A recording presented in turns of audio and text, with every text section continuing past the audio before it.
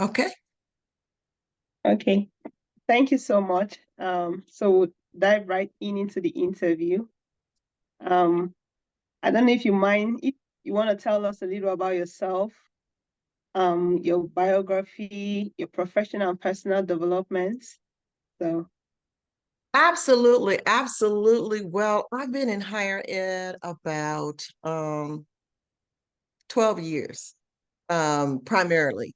But before that, I did mental health, and I'm a social worker by trade. I've got an undergraduate degree in social work, and my master's is in guidance and counseling, urban education.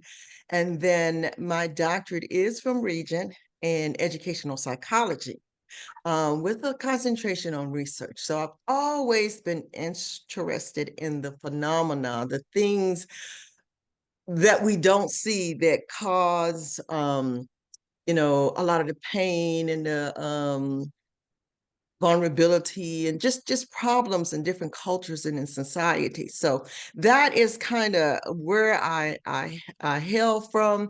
I've always been interested in just linking community service to college and college to community service, because that's just one way to get students involved and to help make a difference in their communities, one person at a time. That's fine. And so I have a platform. It's transforming your reality, removing the mask, because I feel like we all wear masks. And as women, sometimes we wear more than one. We're the very mother, true. we're the mother, we're nurturer, the caregiver, sometimes the breadwinner. We just have to be so many things to so many people. So my whole series is really focused on women and helping them remove the mask, because from a biblical perspective, once we start masking, and to some people that looks like chasing other people's dreams. Society puts this out there, and then everybody wants to be that, and everybody wants to be this, and they want to be that, and they go through changes to accommodate and assimilate so that they can be those things. But is that who God created? And I try to help people get back to the master's original specs. When your computer gets jacked up with all these viruses and all this stuff, and you take it in, they say we're going to have to reset it. Sorry, Well, we but really need to be reset, okay? So that we that's can, true. be that authentic person that God created us. He didn't create us all to be the same. He created us differently with different purposes and different assignments. But the problems we face is we all trying to run towards the same thing, the same assignment, the same person, and that's not it. And so that is my bigger platform that I do not only here in the US, but internationally as well. And then I'll just end with I go to Nairobi every year. We have all different, we work in the villages, we work with the women, the children, everyone. But this year I have the opportunity to teach at the International College for Peace Studies in Nairobi. And we are actually going in doing, and I don't know if you took my disaster trauma psychological first aid course, but Yes. we're going to do a component of that. And I'm working with Dr. Erica Ward, who is um, an instructor in psychological first aid. And so we come together and we put this hybrid of a course together that we're going to be teaching students over there at that university. And I'm just really, really excited about it. When a disaster happens, what do you do? Even here in the US, some people are like, what to do, where to go. But it's really important all over the world because we are experiencing so many things. I mean, they could be man-made disasters, you know, um, terrorists, they could be environmental storms, hurricanes, tsunamis. So we really need to train people in what to do. And not only what to do as far as preventative recovery and all of those processes, but afterwards. Because after a disaster, you're traumatized. I don't care who you are. And That's true. so a lot of times the focus is on rebuilding structurally, rebuilding the community, and it's not so much on rebuilding the person. And so that is pretty much what we're going to do while we're there. We're going to teach that component of it. So I'm just really excited, cannot wait, and just glad for this opportunity to speak with you. I'm so glad and I'm so privileged to hear this. When you look at the society, just like you said, women especially, most women are expected to be something they are not, either because they're trying to please their spouse, they're trying to impress their children and not make the children see the pain they go through. So I just appreciate the gifts that you are, not just to Regents, but to the world, because women like you are scarce. And, the society itself does not give women the opportunity to really express themselves. So to see someone like you that have attained this height, and not just for yourself, but you're also helping other women become who God has really created them to be. I think this is really phenomenal. And I really want to thank you for the work you do, and I'm privileged to be hearing this firsthand. When I took your class counseling, that was like my second semester at Regents. The way you made us understand counseling and what counseling was all about. It was not just all about us. It was all about making an impact. That stuck with me. That stuck with me, that whatever I was going to do in Regents was not just because of me. God didn't bring me to Regent because of me, but because of those he had in mind. That's why he made that opportunity for me. So I'm really grateful. I understand that, for a woman to have this great desire, is there anything in your personal life that has actually pointed you in this direction? I know you mentioned your faith in the course of when you were talking, but is there anything personally? Because I know that most women that have this great desire to help someone, to help others, there may be something in their path of destiny that has actually, pointed them in that direction. I don't know if it's something you want to share. Absolutely. Yeah, absolutely. There are several things, but one thing in particular that stood out was, of course, from the mental health perspective, I work with children in the schools, and in the summer we went into the homes and all of that, right? So when you go into a person's home, you can see beyond the mask. When you step outdoors, you got your mask on for your neighbors and you got your mask on as you go through but in the house, you may be able to keep that mask up for a moment, but after a while, It goes up. you're at home. It And goes up. this is Yeah. who I am, and Uh, this is how I really feel. And so it would be just so amazing just to see the transformation. Okay. And that's the name of my book, Transforming Your Reality, Removing the Mask.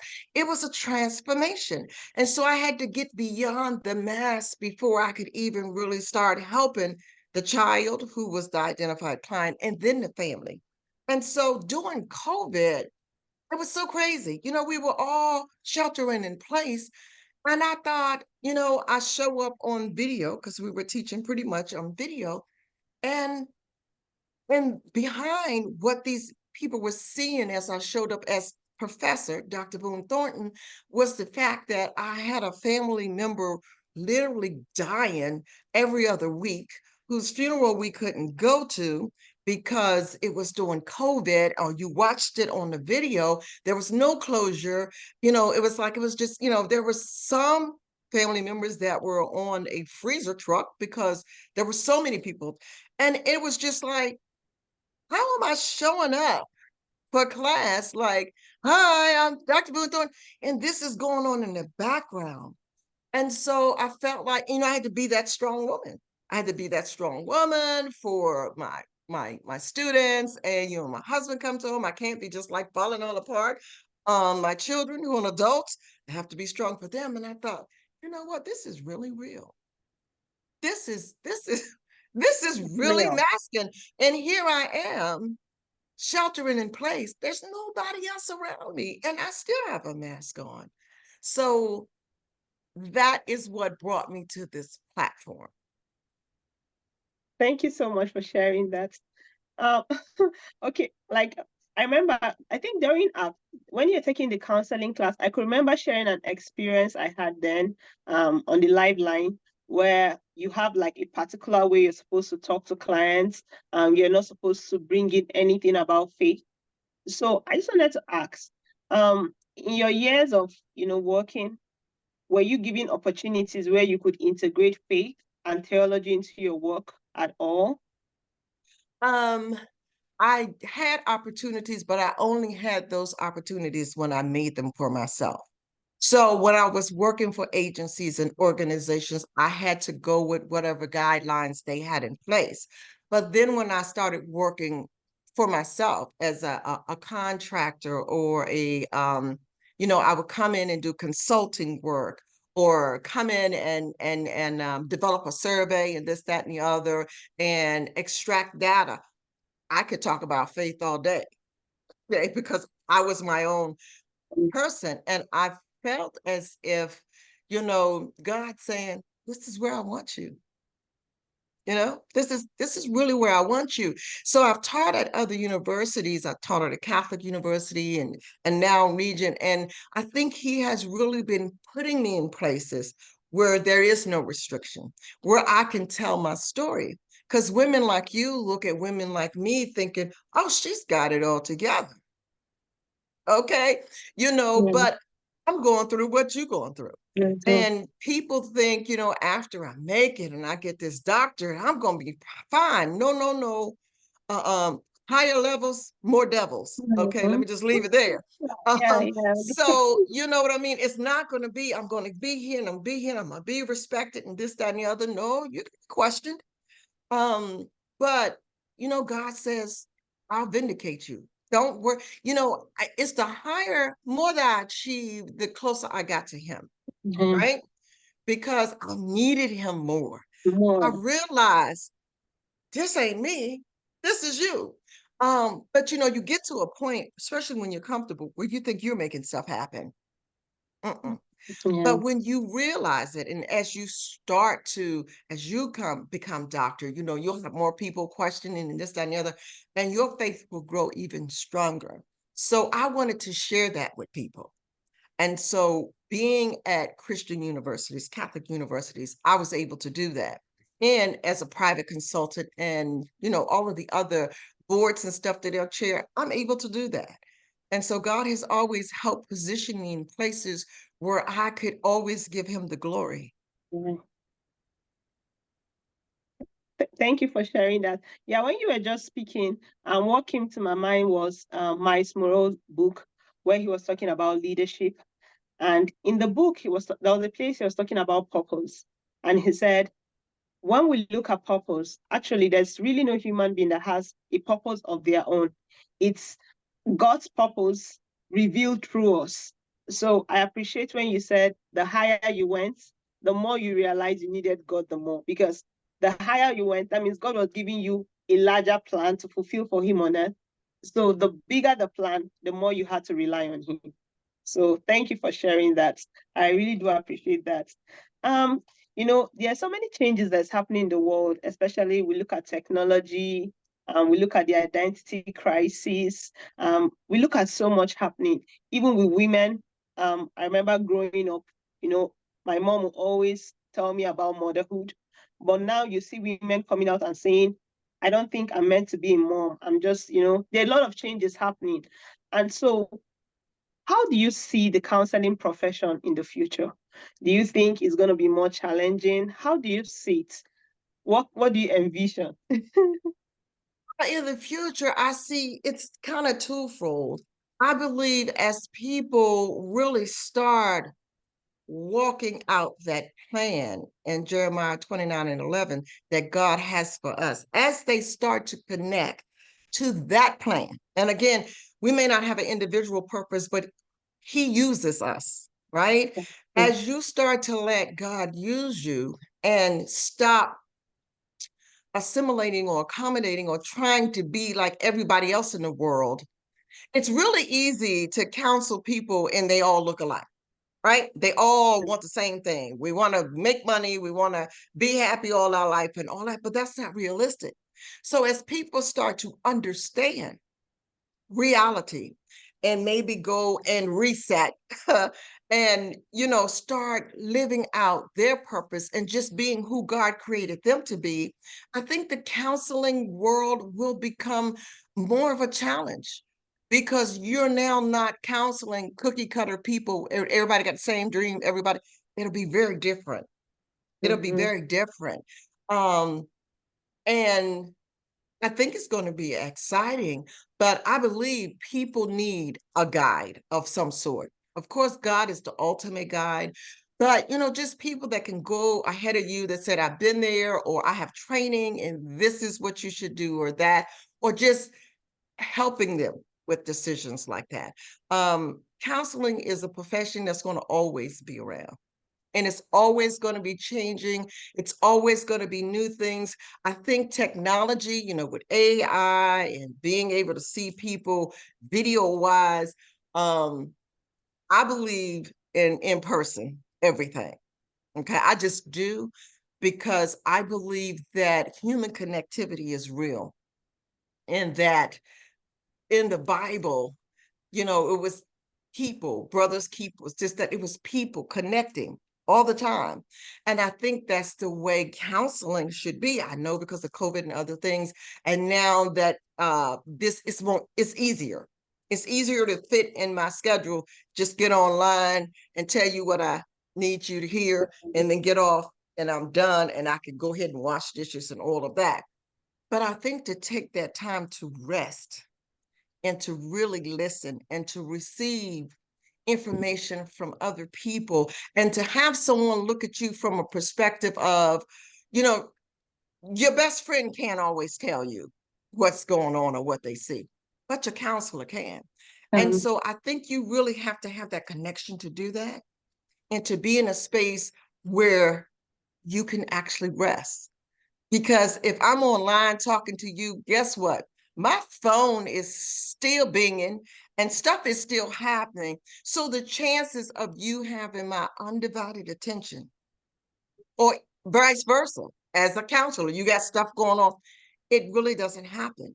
But when we're face to face, that happens. So I hope that we don't lean too much into technology when it comes to counseling, that we go back to that good old in-person um, connectivity piece, um, because I know I can feel things better than I can hear them. Does that mhm. make sense? Yes, yes. When I'm around somebody, my level of emotional intelligence tells me something's off. Did I just walk into something or what? But I can't pick that up just looking at Over the you on the phone. other. I miss all of that. And so, I think it's good for convenience, but health wise, if I'm coming to you telling you what I think is wrong with me, I've already done some diagnosis on my own that I'm unqualified to do, right? Okay. Mm-hmm. And so now you're taking what I'm saying and you're trying to make a diagnosis or to Okay. guide me based on that. And Yeah. then again, when people show up online, they show up with that mask on. But when they show up in your office and they're on that couch crying, the mask is off. Maximum. Very true. Very true. Very, very true. Um, so I know there are many theories in counseling. What would you say is one theory that really guides your practice? Do you have anyone at all? And if yes, do you mind sharing with me?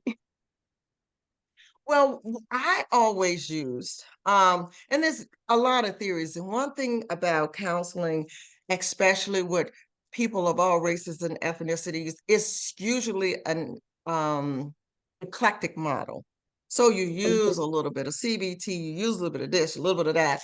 Um, but I always work with people from a strength-based perspective, right? Especially in counseling, because when people are coming to you and you are the counselor, they're coming to you actually saying, I'm broken in some kind of way. Something about me, something is not working, right? And so, one thing, I don't want to jump on the same wagon and say, oh, yeah, you broken and this is that. No, I want to rebuild them from a strength perspective. So I'll find anything, just the fact that you came in, that's a strength. And then we work from there because my goal is to empower you Oh, yeah. to be the best person that you can be at Mhm. whatever level that is. And I'm going to kind of engage you from a perspective where it's non-judgmental. I can't put what I think would be right because I'm looking at that from my perspective and who I am. But I have to take in consideration what you're showing me Mhm. and the fact that you're willing to show me that. That's a strength in and of itself. And Mhm. so I start from strengths. That's just who I am. And then we'll build to a theory from there. But it's very individualized and it's very eclectic. So for me to say, oh, you know, I use this and I use this, people are not cookie cutter. So to say I use this theory on everybody would not be true. Mhm. Because depending on the environment you're from, you know, where you work, what you have, all the, it's going to change. One of the things I do is very person centered. So wherever that person is, that's where I start. Mhm. So are you going to say that, listening to you, um, I know I'm listening to a great professional. So will you say that you started this way at the very beginning, or you grew in the profession that as you began to see more people, you realized that what worked for A might not work for B? And then as you kept on seeing more people, you discovered that um, addressing people from their point of strength works better than starting them off from their weaknesses. At what point did you come to this theory that you use, and and how will you explain the success of this theory so far with your client that you've seen over the years? Right. Right. Well, no, I did not start off there. In fact, I started off on a lockdown treatment facility, residential, for um, male sex offenders who were diagnosed with, at that time, they had an IQ of 60, so there were some cognitive delays and issues of that nature. Many of the participants or many of the people who were on that unit were not only victims, but perpetrators too. So cognitively, if you don't know what's going on with you, then as soon as you're with somebody that's weaker than you, then you would do the same thing as the perpetrator. So when I started working there, I had no clue. I was fresh out with my social work degree. I was going to change the world. I had taken some, theory classes and some clinical classes, and I went in there, locked down in there. And about 2 minutes in, I realized, they were like, these are your clients. And I'm like, okay, here we go. Um, and after really talking to them and really understanding things and starting trying to use a theory, it was like it was difficult. It was almost like going uphill with roller skates on. And I just kept going backwards. And after really working with the clients and really seeing their progress, I had a lot of tools to gauge progress. A lot of things they did was behavioral and nature. So, they were behavior charged, they were point systems, they were reward systems, and all of that. And so going in there really trying to use theory, just it didn't work. It really didn't work.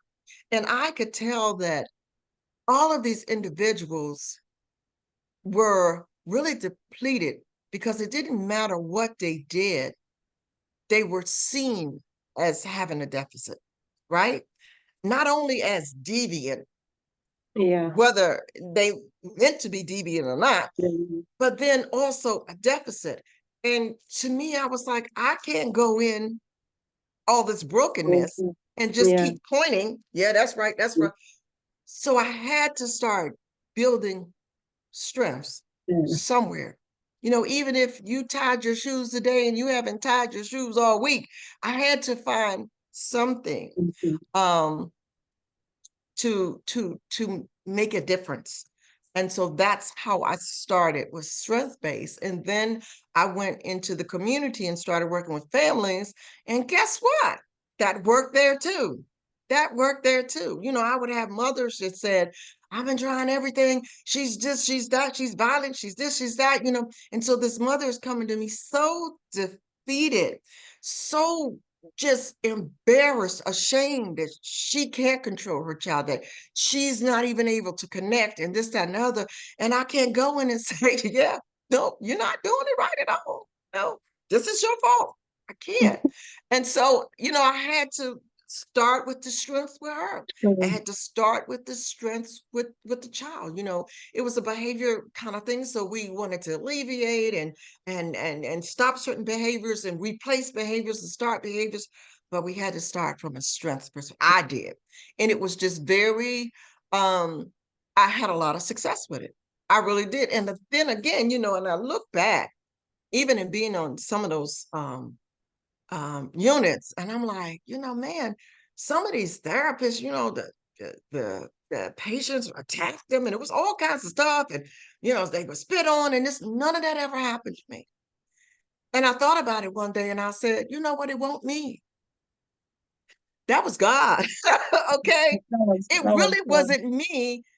That was either the anointing he had on me, something that they could see, mm, and it was just like, you know, when people care, and when somebody's not coming to point out what else is wrong, wrong. like, yeah, and they missed this because this is wrong too.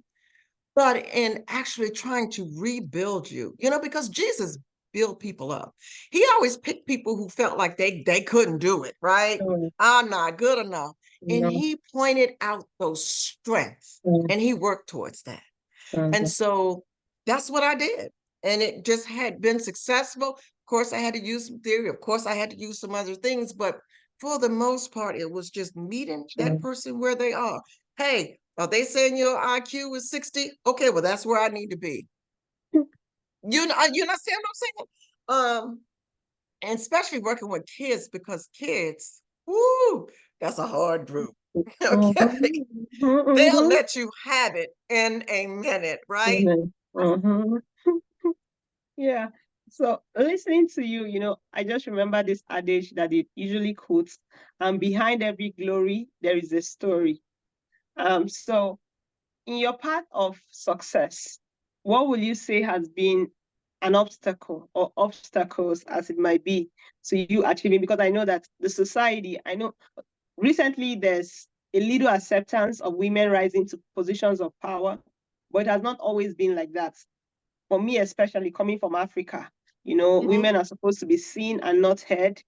And so, what will you say has been obstacles on your path to achieving and becoming all these great things you are, not just to Regent, but to the world in general? Absolutely. So I had a lot of frustration initially, because it was like I was putting in the hours, I was doing this, I was doing everything I needed to do. In fact, I was doing everything except for me. So I was just running around here, and I was in this organization, I was working here, and I was reading here, and I was trying to get these degrees, trying to actually achieve this success ladder.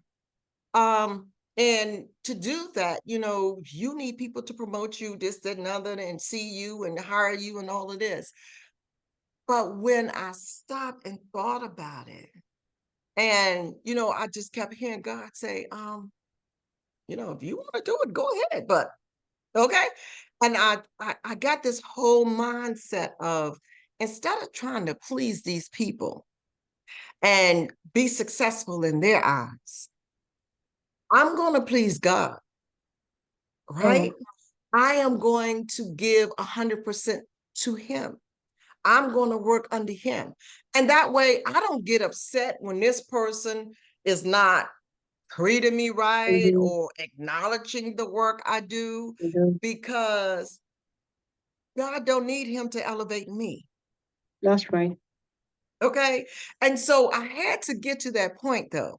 because it's almost like, and I see a lot of women, it's almost like they're just running and running and running, and they're checking all the boxes, and they're like, it's like I'm not getting where I want to be, because you want to be somewhere where man elevates you.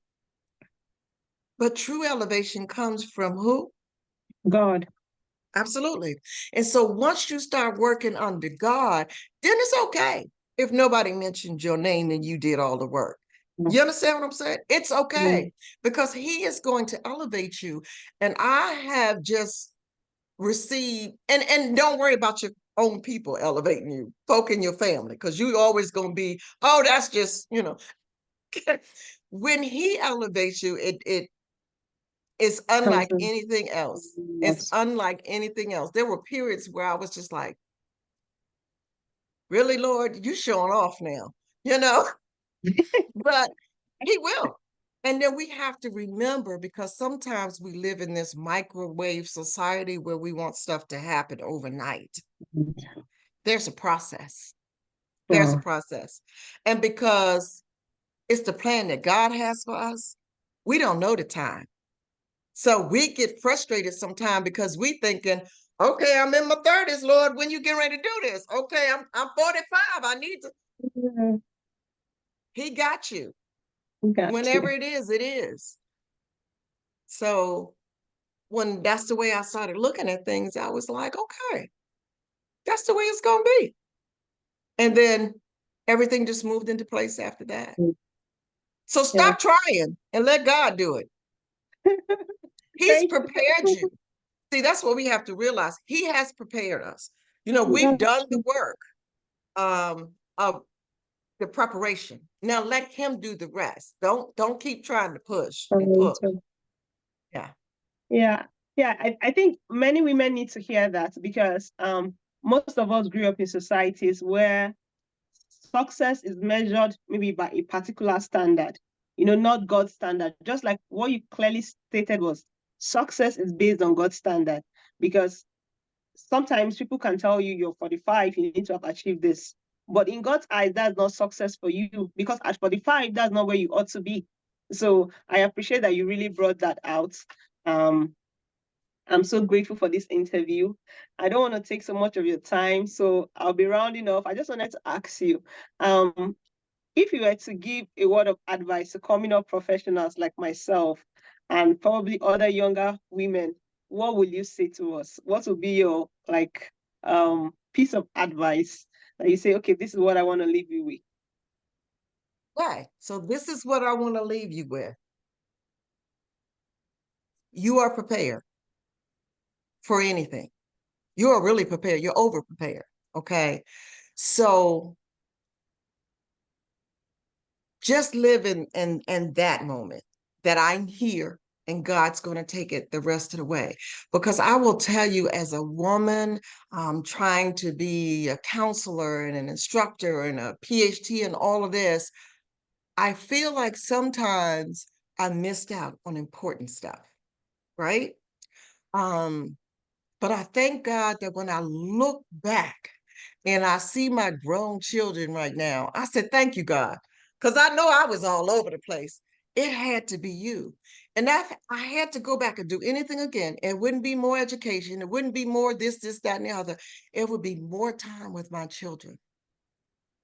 It would be more time with my family.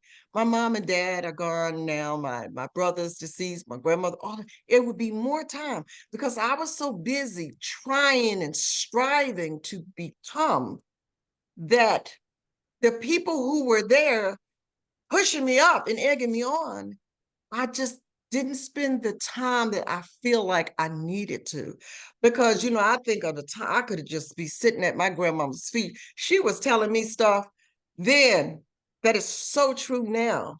When I would ever ask her something, she would say, this was always her answer, and it would frustrate me. She would say, just keep on living.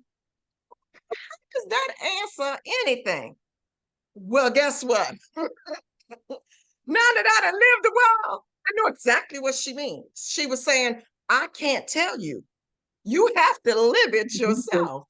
Um, but take time to be very intentional and to be present, because you're not going to get these years back, right?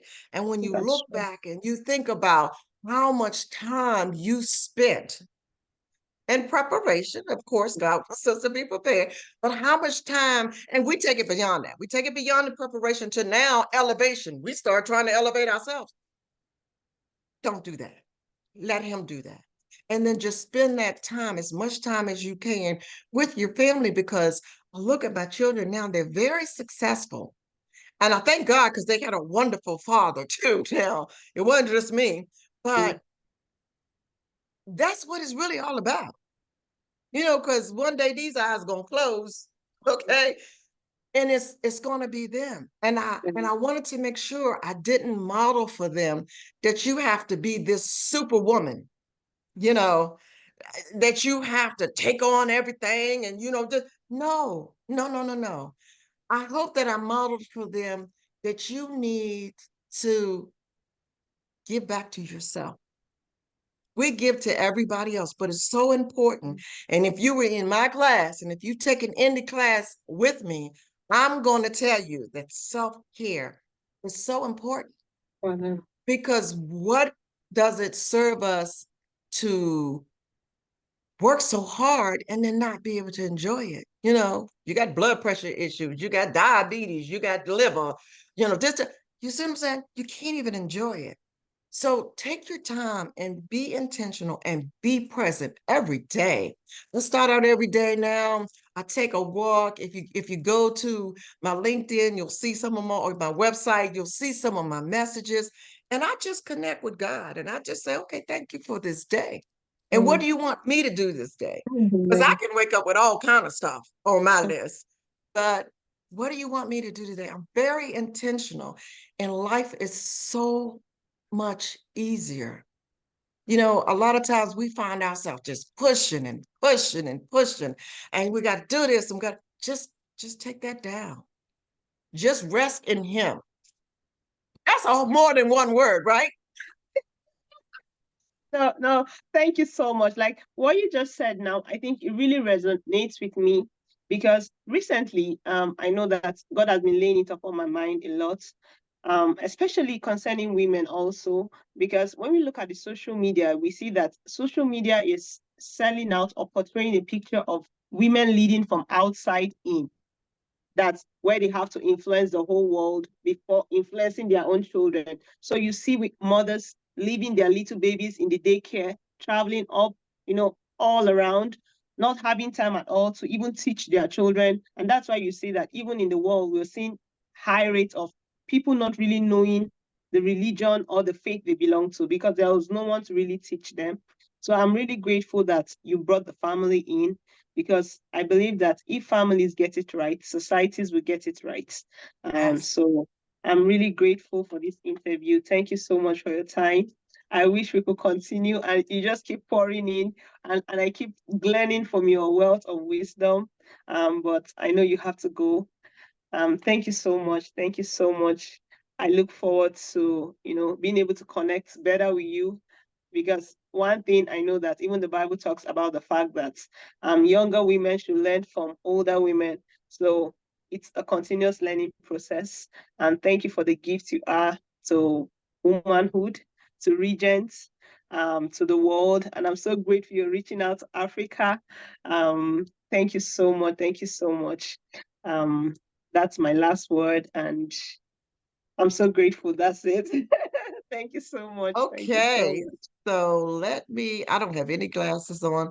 I'm gonna go up here and I'm gonna stop this, but I enjoyed it. You can trim it anywhere